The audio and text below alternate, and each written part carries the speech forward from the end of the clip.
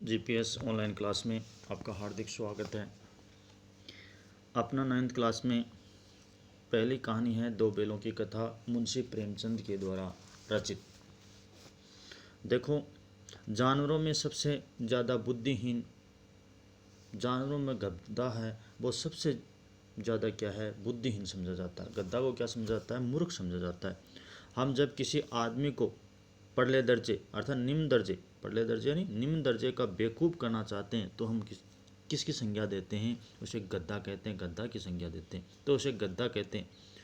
गद्दा सचमुच बेवकूफ़ होता है, गद्दा वास्तव में क्या होता है, मूर्ख होता है। या उसे सीधेपन या उसकी सीधेपन, सरल स्वभाव, उसकी निरापद सहिष्णुता ने उसे ये पदवी दे दी है, या उसके सीधेपन के कारण, उसकी सहिष्णुता के कारण उसे ये पदवी मिल गई है।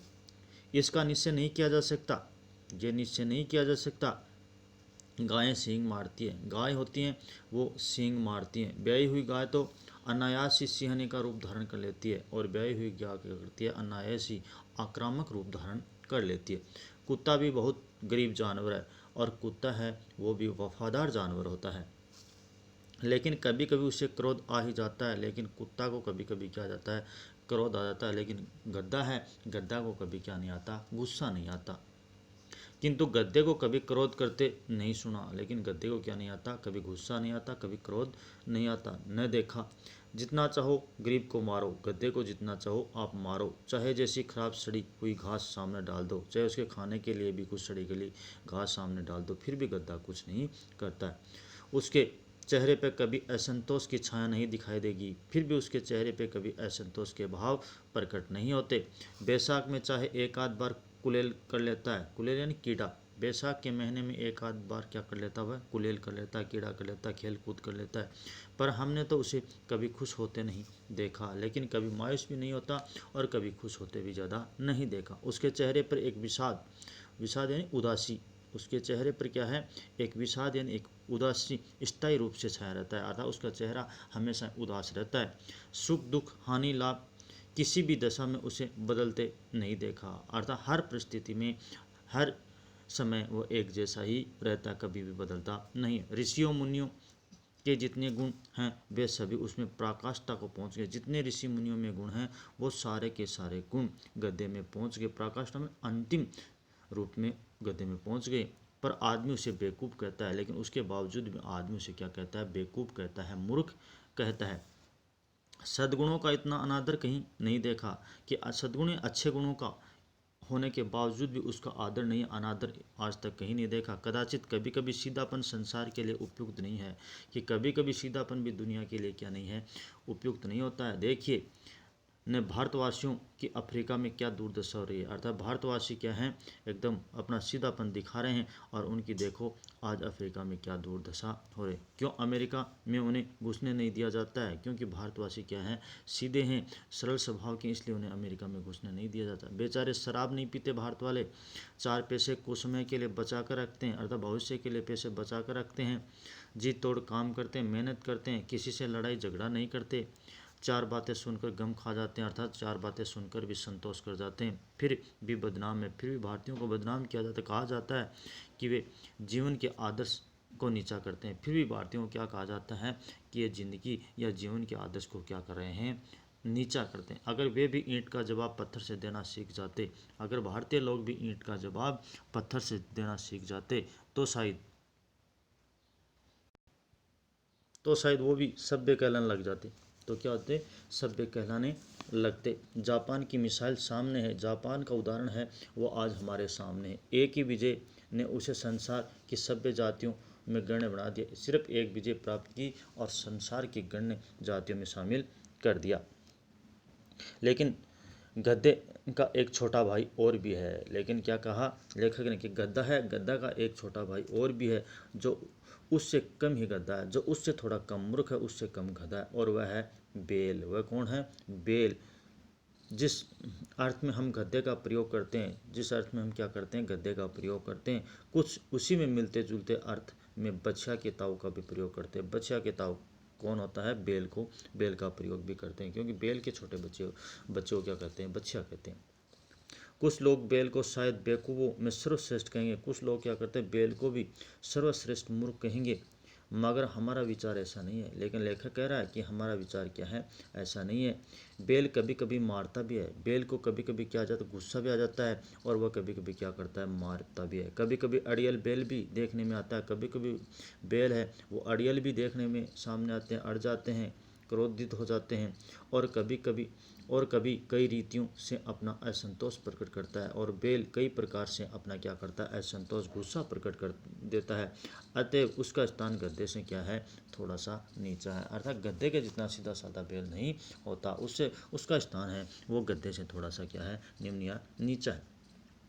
झूरी काछी नामक एक किसान है, उसके दो बैल थे। झूरी काछी क्या है, किसान के दोनों बैलों के नाम थे। एक का नाम था हीरा, दूसरा का नाम था मोती।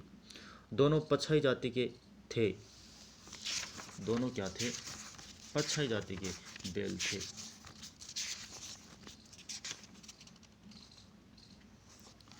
पछाई जाति होती है जो पालतू पशुओं की नस्ल होती है, उस जाति के क्या थे, बैल थे। देखने में बहुत ही सुंदर थे, सुंदर, काम करने में चौकस थे, डील भी ऊंचे थे, शरीर भी क्या था, ऊंचा था। बहुत दिनों साथ साथ रहते, बहुत दिनों तक दोनों बैल साथ साथ रहते। दोनों में भाईचारा हो गया, दोनों में दोस्ती हो गई, दोनों में भाईचारा हो गया।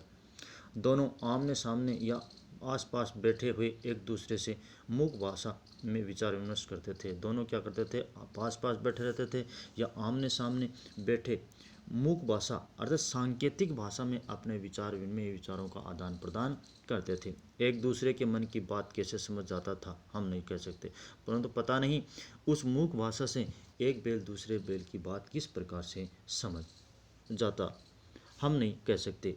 अवश्य ही उनमें कोई ऐसी गुप्त शक्ति थी, लेखक कह रहा है अवश्य उसमें कोई गुप्त शक्ति थी जिससे वो एक दूसरे की बात को समझ लिया करते थे, जिससे जीव में श्रेष्ठता का दावा करने वाला मनुष्य वंचित है, और जिस शक्ति से मनुष्य जीवों में श्रेष्ठता का दावा करने वाला मनुष्य भी क्या है, वंचित है। दोनों एक दूसरे को चाटकर और सूंघकर अपना प्रेम प्रकट करते थे। दोनों क्या करते थे, एक दूसरे को सूंघते थे, चाटकर अपना प्रेम प्रकट करते थे। कभी कभी दोनों सींग भी मिला लिया करते थे, कभी कभी दोनों क्या करते थे, अपना सींग मिला लिया करते थे। विग्रह के नाते से नहीं, लड़ाई झगड़े के नाते से नहीं, केवल विनोद, हंसी मजाक के भाव से, आत्मीयता के भाव से, जैसे दोनों में घनिष्ठता होते ही, और जैसे ऐसा लगता दोनों में घनिष्ठता होते ढोल धप्पा होने लगता था, अर्थात मिट्टी इधर उधर फेंकने लग जाया करते थे। इसके बिना दोस्ती कुछ फुसफुसी, कुछ हल्की सी रहती थी। अगर वो दोनों ऐसा नहीं करते तो उनकी दोस्ती क्या रहती थी, फीकी सी लगती थी, जिस पर ज़्यादा विश्वास नहीं किया जा सकता था, जिस पर क्या था, ज़्यादा विश्वास नहीं किया जा सकता था। जिस वक्त ये दोनों बैल हल या गाड़ी में जोत दिए जाते थे, जिस वक्त ये दोनों बैल हल या गाड़ी में जोत दिए जाते और गर्दन हिला हिला कर चलते, और दोनों बैल क्या करते, गर्दन हिला हिला कर चलते, उस वक्त हर एक की यही चेष्टा होती, उस वक्त दोनों बैलों में से हर की एक चेष्टा होती कि ज़्यादा से ज़्यादा बोझ मेरी ही गर्दन पर रहे, कि मेरा साथी है उस पर ज़्यादा बोझ नहीं पड़े, मेरी गर्दन पर ज़्यादा बोझ रहे। दिन भर के बाद दोपहर या संडे को दोनों खुलते तो एक दूसरे को चाट चूट कर अपनी थकान मिटा लिया करते। जब पूरे दिन भर कठिन मेहनत करते, उसके बाद में शाम को उनको खोला जाता तो दोनों क्या करते, एक दूसरे को चाट कर अपनी थकान को क्या कर लिया जाता था, मिटा लेते थे। नांद में खली भूसी पड़ जाने के बाद दोनों साथ उड़ते। नांद कहते हैं जो उसको खिलाने का जो पात्र होता है, मारवाड़ भाषा में जिसे लाश कहते हैं, उसमें जब खली भूसी पड़ जाती थी तो दोनों साथ उठते, साथ नांद में मुंह डालते और साथ ही खाते और साथ ही बैठते, साथ ही खाते साथ ही बैठते। एक मुंह हटा लेता तो दूसरा भी क्या कर लेता, हटा लेता था। दोनों में घनिष्ठ प्रेम था, दोनों साथ ही काम किया करते थे।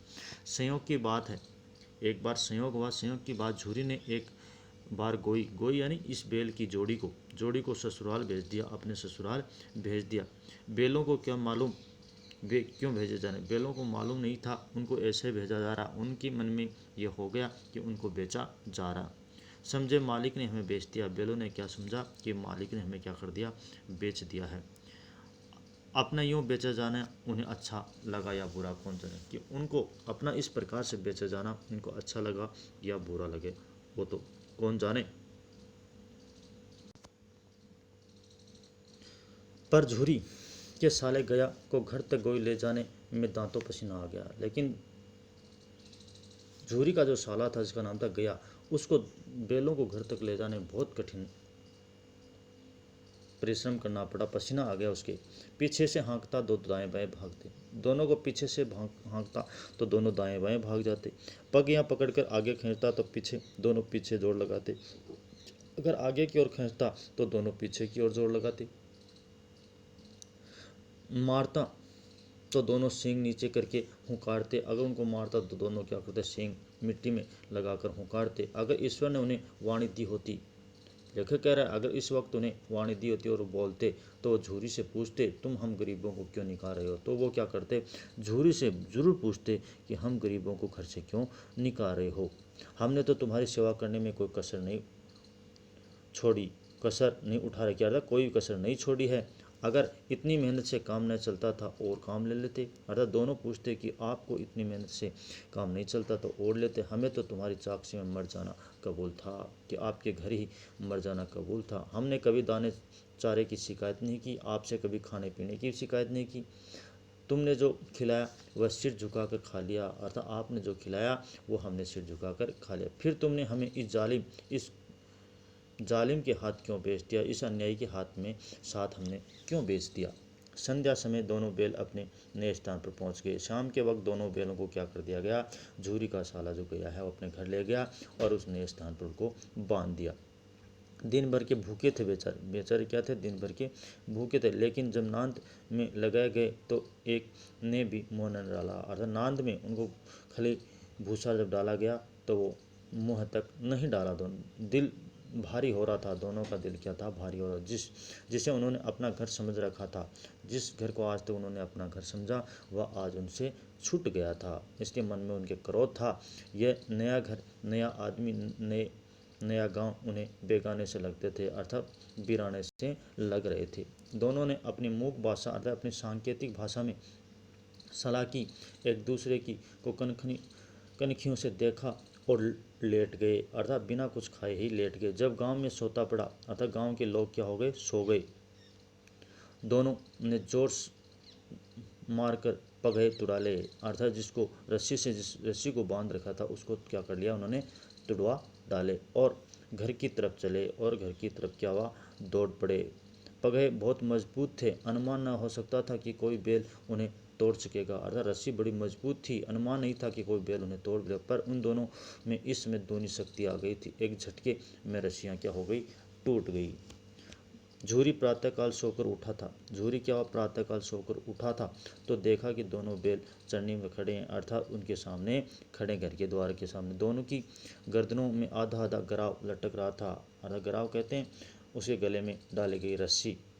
घुटने तक पाँव कीचड़ में भरे हुए थे, घुटने तक पाँव थे वो कीचड़ में भरे थे, और दोनों की आंखों में विद्रोह में स्नेह झलक रहा था। विद्रोह के साथ साथ अपने मालिक के प्रति स्नेह भी उनकी आंखों में झलक रहा था। झूरी ने बैलों को देखकर स्नेह से गदगद हो गया, अर्थात बैलों को देखकर गले लगा लिया, गदगद हो गया, प्रसन्न हो गया, दौड़ कर उन्हें गले लगा लिया। प्रेमालिंगन और चुंबन का यह दृश्य बड़ा ही मनोहारी था, और इस प्रकार का यह दृश्य था वो बड़ा ही मनोहारी था। घर और गांव के लड़के थे वो जमा हो गए, गांव के लड़के घर के बाहर क्या हो जाते हैं, जमा हो गए। तालियां बजा बजा कर उन बैलों का क्या करने लगे, स्वागत करने लगे। गांव के इतिहास की ये घटना अभूतपूर्व न होने पर भी महत्वपूर्ण, क्योंकि गांव में इस प्रकार की घटना एक दो बार पहले भी हो गई थी। बाल सभा ने निश्चय किया, बच्चों की सभा ने निश्चय किया, दोनों पशु वीरों को अभिनंदन पत्र देना चाहिए। दोनों पशु वीरों को क्या करना चाहिए, अभिनंदन पत्र या प्रशस्ति पत्र देना चाहिए। कोई अपने घर से रोटियां लाया, कोई गुड़, कोई चोकर, कोई भूसी, कोई कुछ लाया, कोई कुछ लाया, और उन दोनों बैलों को खिला रहे थे। कौन, बाल सभा के साथी या बच्चे खिला रहे थे। आज के वीडियो में इतना ही वाचन होगा, बाकी का वाचन है वो अगले वीडियो में किया जाएगा। धन्यवाद।